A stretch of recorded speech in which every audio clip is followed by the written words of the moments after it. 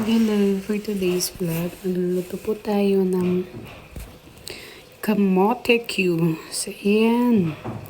Simulan na natin lutuin yung kamote.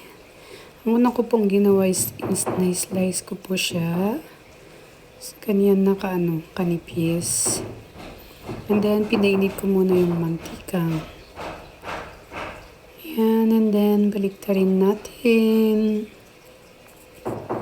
para maging brown lahat yung both sides ng kamote. Ayan. Naluluto na.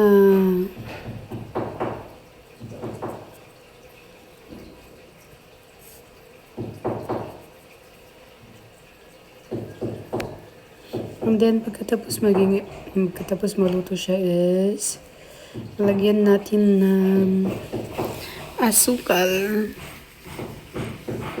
Masarap kaya siya. So, ayan o. Tanggalin natin muna yung mantika sa palayok. Tapos, lagyan natin ng asukal.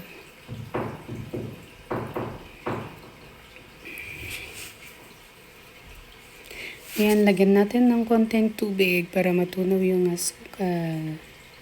Kailangan hindi masyadong maluto-luto yung ma-overcook yung asukal kasi titigas yan. Mahirap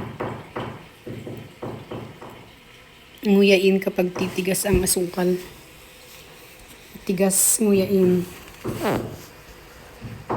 And then, lalagyan nga pala namin ng konting gatas para hindi siya matigas yung asukal. Mas magandang lagyan ng konting gatas din. So, ayan. Lagyan natin ng konting gatas para hindi titigas yung asukal.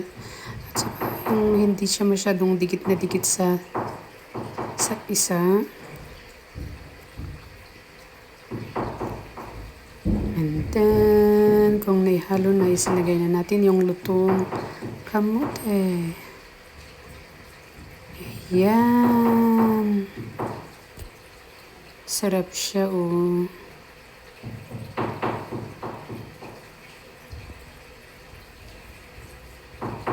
Kailangan palamigin muna bago i-serve. Siya masyadong mainit kasi mamaya baka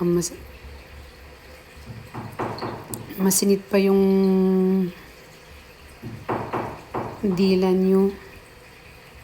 Saka mas maganda kapag mapalamig muna siya. So ayan, thank you for watching my reels and my videos.